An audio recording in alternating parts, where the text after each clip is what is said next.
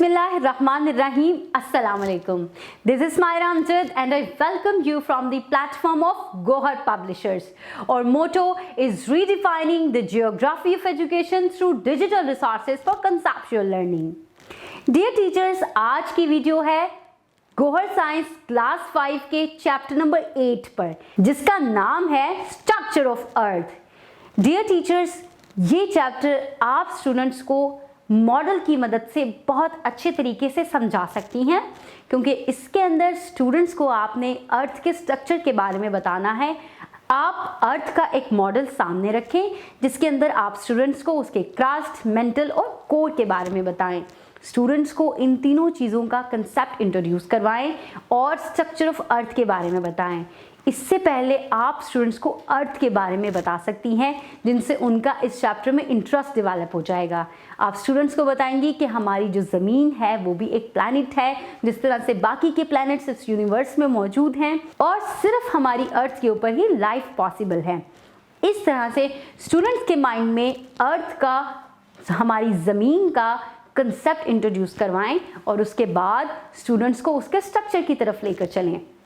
Structure समझाने के लिए आप मॉडल का इस्तेमाल करेंगी, आप पिक्चर्स का इस्तेमाल कर सकती हैं, फ्लैश कार्ड्स का इस्तेमाल कर सकती हैं, क्योंकि स्टूडेंट्स को अर्थ का स्ट्रक्चर समझ आने में थोड़ा टाइम लगेगा, बट अगर आप मॉडल के थ्रू समझाएंगी तो वो बहुत जल्दी समझ जाएंगे। इसके साथ ही साथ हम इस चैप्टर के अंदर स्टूडेंट्स को वाटर के बारे में बताएंगे और आप स्टूडेंट्स को ये बताएंगी कि हमारी ज़मीन पर ज़्यादातर पानी मौजूद है, ज़्यादातर हिस्सा पानी का है। अब पानी कहाँ कहाँ से आता है वो स्टूडेंट्स को बताएंगी। स्टूडेंट्स के माइंड में आप कंसेप्ट बिल्डअप करेंगी रिवर्स का, लेक्स का, ग्लेशियर्स का, इन सारी चीज़ों का कंसेप्ट स्टूडेंट्स के माइंड में इंट्रोड्यूस करवाने के बाद आप स्टूडेंट्स को बताएंगी कि ये वाटर के सोर्सेज हैं। तो स्टूडेंट्स इन कंसेप्ट्स को अच्छे तरीके से समझेंगे। फिर आप स्टूडेंट्स को वाटर साइकिल का कंसेप्ट समझाएंगी, किस तरह से पानी जो है वो रेन के थ्रू ज़मीन पर आता है और फिर एवापोरेट कर जाता है और फिर से बादल में चला जाता है। इस सारे साइकिल को आप एक चार्ट की मदद से अगर समझाने की कोशिश करेंगी तो स्टूडेंट्स बहुत एंजॉय करेंगे और जल्दी पिक भी करेंगे। इसके साथ साथ आपने स्टूडेंट्स को सॉइल का कंसेप्ट देना है।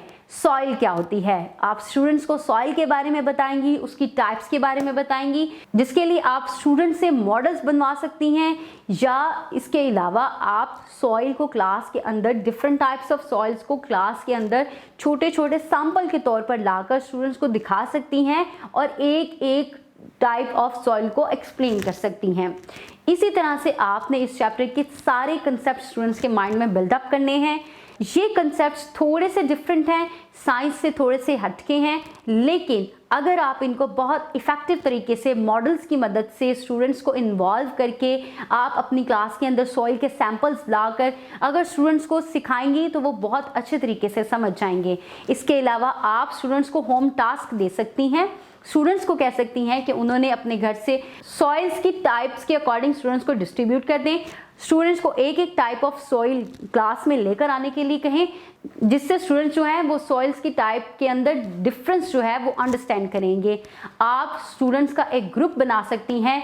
जब आप एक मॉडल के थ्रू अर्थ का स्ट्रक्चर समझा दें, आप स्टूडेंट्स का एक ग्रुप बनाएं और तो आप स्टूडेंट्स को एज अ प्रोजेक्ट अर्थ के स्ट्रक्चर का मॉडल बनाने के लिए कहें और स्टूडेंट्स का आपस में मुकाबला रखें। किसी स्टूडेंट को आप स्ट्रक्चर ऑफ अर्थ बनाने के लिए कह दें, किसी स्टूडेंट को आप वाटर साइकिल बनाने के लिए कह दें, चाहे मॉडल्स बनवा लें, चाहे चार्ट्स बनवा लें। उम्मीद है आपको हमारी इस वीडियो लेसन से बहुत मदद मिलेगी और आप बहुत अच्छे तरीके से ये चैप्टर अपनी क्लास को समझा सकेंगी। आप अपनी टीचिंग मेथड को और भी इफेक्टिव बना सकती हैं गोहर पब्लिशर्स की वेबसाइट पर मौजूद स्कीम ऑफ स्टडी और लेसन प्लानिंग के थ्रू।